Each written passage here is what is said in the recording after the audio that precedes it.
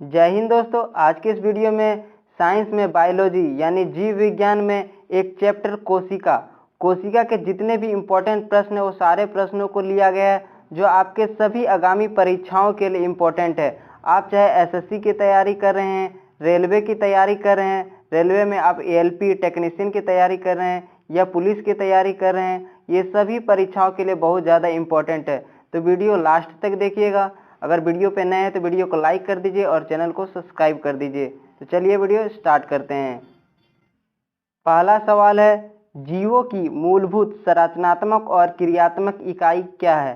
तो इसका सही आंसर होगा कोशिका। ऑप्शन नंबर ए हो जाएगा इसका सही आंसर। कोशिका के बाद क्या होता है?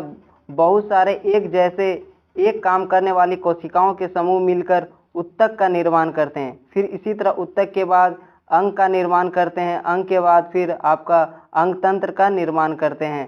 तो इसका सही आंसर होगा जीवों की मूलभूत संरचनात्मक और क्रियात्मक इकाई कोशिका है।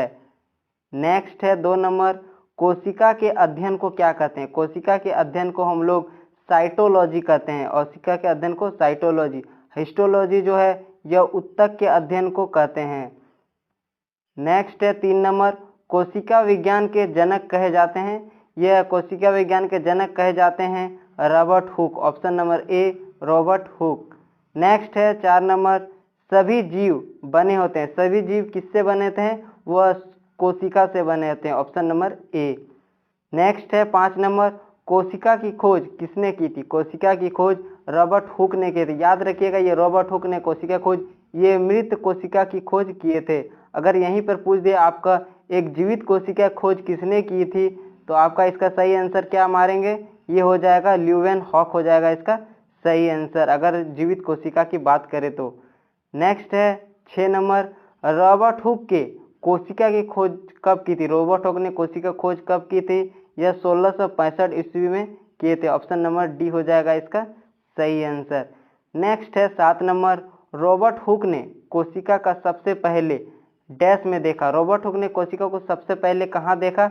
वह कॉर्क में दिखा। यह जो पेड़ पादप में उसके कोशिका भित्ति यानी छाल में पाया जाता है। ऑप्शन नंबर ए हो जाएगा इसका सही आंसर। नेक्स्ट है 8 नंबर, कोशिका एक लैटिन शब्द है जिसका अर्थ होता है, इसका क्या अर्थ होता है? इसका अर्थ होता है छोटा कमरा। जो एक कोशिका एक लैटिन शब्द है जिसका अर्थ होता है छोटा कमरा। Option number A. नेक्स्ट है 9 नंबर, माइक्रोग्राफिया पुस्तक के लेखक कौन है? माइक्रोग्राफिया के जो पुस्तक के लेखक है, ये एक प्रसिद्ध पुस्तक है जो रॉबर्ट हुक के द्वारा लिखा गया था। ऑप्शन नंबर ए हो जाएगा इसका सही आंसर। नेक्स्ट है 10 नंबर, एक जीवित कोशिका की खोज किसने की? जीवित कोशिका खोज किया था 1674 ईस्वी में। 1674 ईस्वी में तालाब के जल में अपने एडवांस माइक्रोस्कोप से किया था, वो किए थे ल्यूवेन हॉक ने। ऑप्शन नंबर बी हो जाएगा इसका सही आंसर। नेक्स्ट है 11 नंबर, कोशिका सिद्धांत किसने दिया? कोशिका सिद्धांत किसने दिया? यह 1838 ईस्वी में 1838 ईस्वी में सिल्डन और स्वान द्वारा दिया गया था। ऑप्शन नंबर ए हो जाएगा इसका सही आंसर। नेक्स्ट है 12 नंबर, कोशिका में जीव द्रव की खोज किसने की?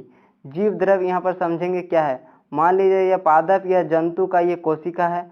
कोशिका में केंद्रक होता है, ये हो गया केंद्रक, ये हो गया केंद्रक, और इसमें होता है जीव कोशिका द्रव। इसमें क्या होता है? कोशिका द्रव, कोशिका द्रव ये होता है इसमें। ठीक है, तो कोशिका द्रव और केंद्रक मिलके, दोनों मिलके क्या बनाता है? दोनों मिलके जीव द्रव्य बनाता है। तो इसकी खोज किसने की थी? इसकी खोज किए थे डुजार्डिन ने किया था। ऑप्शन नंबर ए हो जाएगा इसका सही आंसर। नेक्स्ट है 13 नंबर, किसने कहा कि कोशिका विभाजित होती है और नई कोशिका का निर्माण पूर्व स्थित कोशिकाओं के विभाजन से होता है? या बोल सकते हैं कोशिका विभाजन का सिद्धांत किसने दिया? तो इसका सही आंसर होगा रुडोल्फ विर्चो ने। कब दिया था इसका ये अपना ये कोशिका विभाजन का सिद्धांत कब दिया था? ये 1855 ईस्वी में दिया था। ये भी आप लोग याद रखिएगा, रुडोल्फ विर्चो ने। नेक्स्ट है 14 नंबर, ओमनिस सेलुला ई सेलुला किसने कहा? यह रुडोल्फ विर्चो ने ही कहा था। ऑप्शन नंबर बी हो जाएगा इसका सही आंसर। नेक्स्ट है 15 नंबर, जंतु कोशिका का बाह्य आवरण है। जंतु कोशिका का बाह्य आवरण क्या है, यहाँ देख सकते हैं एक जंतु कोशिका का डायग्राम दर्शाया गया है। ये जंतु कोशिका का बाह्य आवरण है, देख सकते हैं ये जंतु कोशिका का बाह्य आवरण। ये बाह्य आवरण किसका होता है, कोशिका झिल्ली का होता है, इसीलिए इसका आंसर ऑप्शन नंबर ए हो जाएगा इसका सही आंसर। यही पादप कोशिका में कोशिका झिल्ली के ऊपर और एक परत होती है जिसको कोशिका भित्ति यानी सेल वॉल कहा जाता है, जो सिर्फ पादप कोशिका में पाया जाता है। नेक्स्ट है 16 नंबर, पादप कोशिका का बाह्य आवरण क्या, देख सकते हैं यहाँ पादप कोशिका का बाह्य आवरण पूछ रहा है। ये देख सकते हैं जंतु कोशिका का है, ये पादप कोशिका का बाह्य आवरण का एक यहाँ पर जूमिंग फिगर दर्शाया गया। देख सकते हैं यहाँ पर दो परत दिया गया। पहला परत को इसने कोशिका झिल्ली बोला है, देख सकते हैं यहाँ पर क्लीन कर देते हैं। ये पहला परत कोशिका झिल्ली है और इसके बाद कोशिका झिल्ली के ऊपर और एक परत है, देख सकते हैं कोशिका भित्ति, जो सिर्फ पादप कोशिका में ही पाया जाता है। तो पादप कोशिका का बाह्य आवरण क्या होगा, कोशिका भित्ति होगा। ऑप्शन नंबर बी हो जाएगा इसका सही आंसर। नेक्स्ट है 17 नंबर, डैश पादप कोशिका में होती है लेकिन जंतु कोशिका में नहीं होती है। तो ऑप्शन देखते हैं कोशिका भित्ति। यहाँ पर पहले ही देखा कि कोशिका भित्ति सिर्फ पादप कोशिका में होती है जबकि जंतु कोशिका में नहीं होती है, देख सकते हैं यहाँ पर ये कोशिका भित्ति, इसीलिए इसका आंसर कोशिका भित्ति हो जाएगा ऑप्शन नंबर ए। नेक्स्ट है 18 नंबर, जीव द्रव्य में सबसे अधिक पाया जाता है। जीव द्रव्य में सबसे अधिक क्या पाया जाता है, जल पाया जाता है। ऑप्शन नंबर ए जल। नेक्स्ट है 19 नंबर, प्रोकैरियोटिक कोशिका में उपस्थित होता है। प्रोकैरियोटिक कोशिका में क्या उपस्थित रहता है, इसमें राइबोसोम उपस्थित रहता है। ऑप्शन नंबर बी हो जाएगा राइबोसोम, जो प्रोटीन का संश्लेषण करता है, ये भी आप लोग याद रखिएगा। नेक्स्ट है 20 नंबर, सभी प्रोकैरियोटिक कोशिका में कोशिका भित्ति पाई जाती है डैश को छोड़कर। यहाँ पर पहले ही देखा कोशिका भित्ति किस में पाई जाती है, सिर्फ पादप कोशिका में ही पाई जाती है। तो 4 ऑप्शन में आपको एक पादप कोशिका नहीं होगा, लेकिन यहाँ पर जीवाणु, नील हरित शैवाल, माइकोप्लाज्मा, ये सभी पादप कोशिका के अंदर आते हैं, यानी उसके अंतर्गत आते हैं। लेकिन आपको एक यहाँ पर अपवाद जानना होगा, जो माइक्रोप्लाज्मा या पादप कोशिका होते हुए भी इनमें कोशिका भित्ति नहीं होती है, माइक्रोप्लाज्मा। इसलिए ये VVI इंपॉर्टेंट प्रश्न बन जाते हैं, जो आप इसको याद रखिएगा 20 नंबर को। नेक्स्ट है 21 नंबर, निम्न में से किसमें अनुवांशिक पदार्थ नग्न है। तो इसमें जंतु कोशिका में, पादप कोशिका में, जीवाणु कोशिका या इनमें से सभी। तो अनुवांशिक पदार्थ नग्न होते हैं जीवाणु कोशिका में। ऑप्शन नंबर सी। नेक्स्ट है 22 नंबर, निम्न में से कौन प्रोकैरियोटिक कोशिका का उदाहरण नहीं है। इनमें से कौन सा प्रोकैरियोटिक कोशिका का उदाहरण नहीं है, जीवाणु, माइक्रोप्लाज्मा, साइनोबैक्टीरिया या अमीबा। तो प्रोकैरियोटिक कोशिका का उदाहरण नहीं है अमीबा। ऑप्शन नंबर डी हो जाएगा इसका सही आंसर अमीबा। नेक्स्ट है 23 नंबर, यूकेरियोटिक कोशिकाएं पाई जाती है। यूकेरियोटिक कोशिका कहाँ पाई जाती है, प्रोस्टिड में, पादप में, जंतु में या सभी। तो यूकेरियोटिक कोशिका पाई जाती है इनमें सभी। ऑप्शन नंबर डी हो जाएगा इसका सही आंसर। नेक्स्ट है 24 नंबर, डैश केवल पादप कोशिका में ही पाए जाते हैं, जंतु कोशिका में नहीं। तो इससे पहले ही देखा कि पादप कोशिका में क्या पाया जाते हैं या जंतु कोशिका में नहीं पाया जाता। तो सबसे पहले कोशिका भित्ति जो पादप कोशिका में पाया जाता है, प्लेस्टिड, इसी को प्लेस्टिड को हिंदी में क्या बोला जाता है, लवक, जो सिर्फ पादप कोशिका में ही पाया जाता है। इसके बाद है हरित लवक, जो पादप कोशिका में ही पाया जाता है, इसीलिए इसका सही आंसर इनमें से सभी हो जाएगा इसका सही आंसर।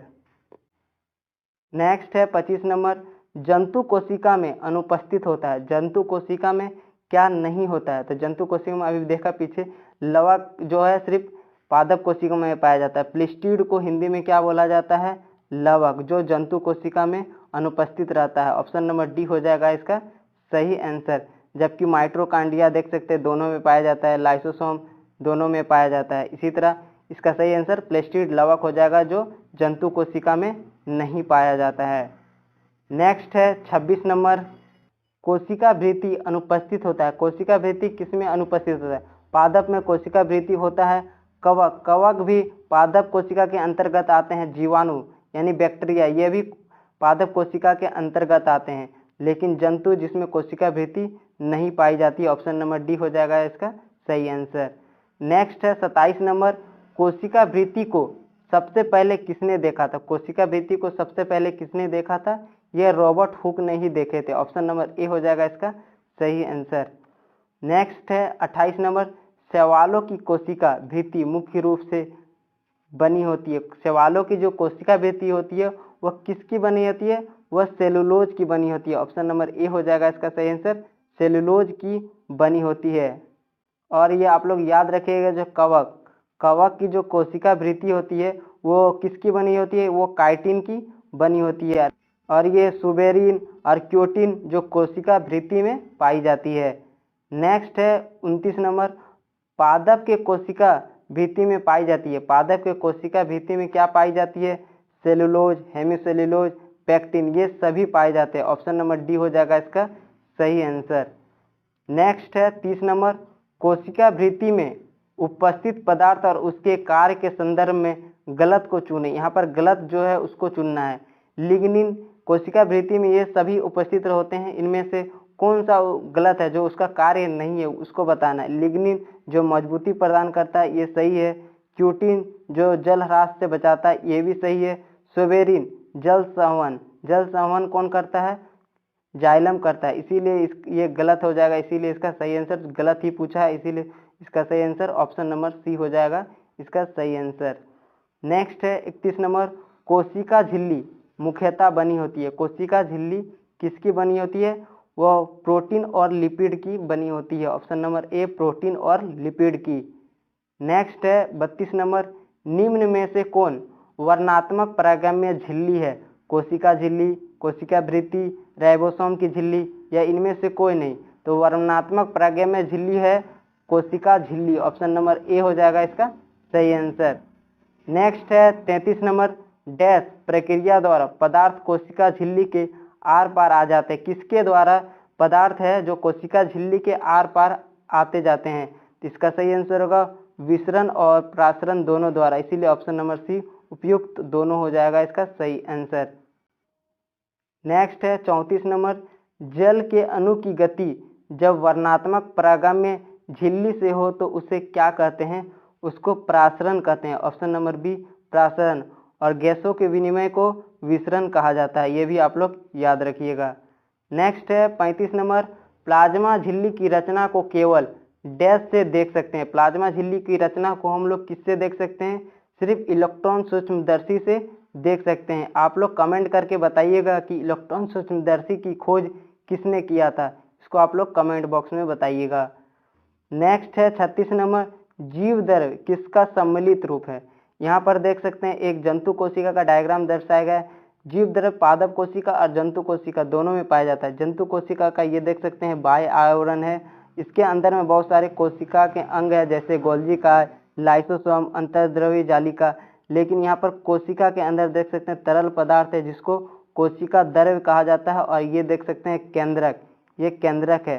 केंद्रक और कोशिका द्रव्य मिलकर यानी सम्मिलित रूप से कि जीव द्रव्य का निर्माण करते हैं। और जीव द्रव्य किसका है? यह कोशिका द्रव्य हो जाएगा। और क्या हो जाएगा? केंद्रक। ऑप्शन नंबर सी में दिया है कोशिका द्रव्य और केंद्रक। ऑप्शन नंबर सी हो जाएगा इसका सही आंसर। नेक्स्ट है 37 नंबर, माइटोकॉन्ड्रिया की खोज किसने की? माइटोकॉन्ड्रिया की खोज की थी कोलिकर ने। ऑप्शन नंबर ए हो जाएगा इसका सही आंसर।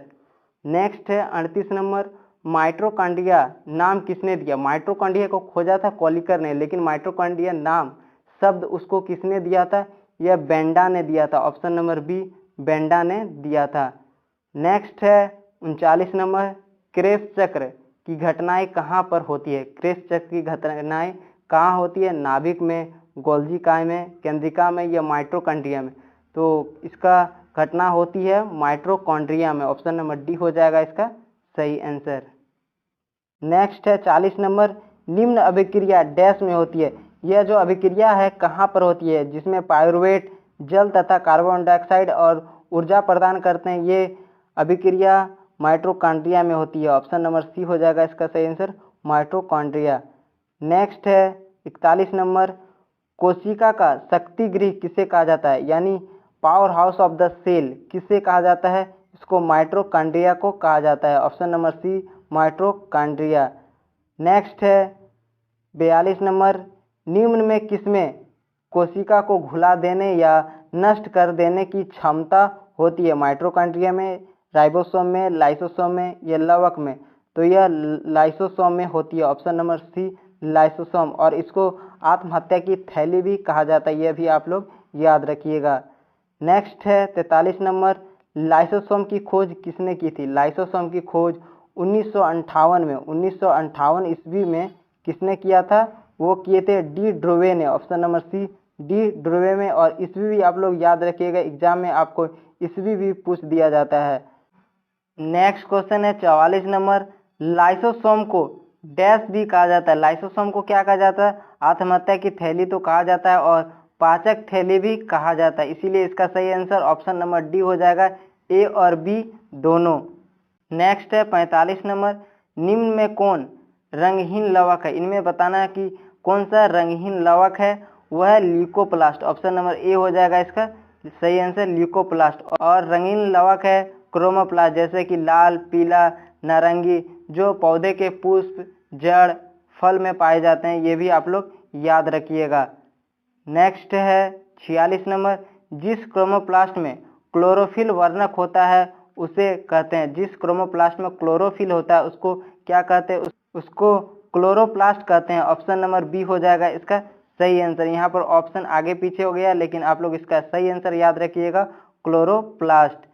नेक्स्ट है 47 नंबर, कोशिका का रसोई घर किसे कहा जाता है?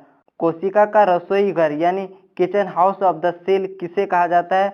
यह क्लोरोप्लास्ट को कहा जाता है। ऑप्शन नंबर ए हो जाएगा इसका सही आंसर। नेक्स्ट है 48 नंबर, पत्तियों का पीला रंग, ये देख सकते हैं पत्ती का जो पीला रंग है यह किसकी वजह से होता है? किसके कारण से होता है ये पत्तियों का पीला रंग? यह होता है केरोटीनाइड के कारण। ऑप्शन नंबर ए हो जाएगा इसका सही आंसर, केरोटीनाइड, या तो इसको आप बोल सकते हैं केरोटीन की वजह से। नेक्स्ट है 49 नंबर, पर्णहरित में डैश धातु उपस्थित होता है? पर्णहरित में कौन सा धातु उपस्थित होता है? वो होता है magnesium. Option number C magnesium. Next है 50 नंबर, डैश स्टार्च, तेल, प्रोटीन जैसे पदार्थ संचित होते हैं किस में? ल्यूकोप्लास्ट में, क्लोरोप्लास्ट में, क्लोरोफिल में या माइटोकॉन्ड्रिया में स्टार्च, तेल और प्रोटीन जैसे पदार्थ संचित होते हैं? इसका सही आंसर होगा ल्यूकोप्लास्ट। ऑप्शन नंबर ए हो जाएगा इसका सही आंसर, ल्यूकोप्लास्ट। आज के लिए यहीं तक देखते हैं और कोशिका का नेक्स्ट जो क्वेश्चन है वो नेक्स्ट पार्ट में देखेंगे। अगर ये वीडियो आपको पसंद आएगी तो वीडियो को लाइक कर दीजिए, दोस्तों के साथ शेयर कर दीजिए और चैनल को सब्सक्राइब कर दीजिए। मिलते हैं नेक्स्ट क्लास में, तब तक के लिए धन्यवाद।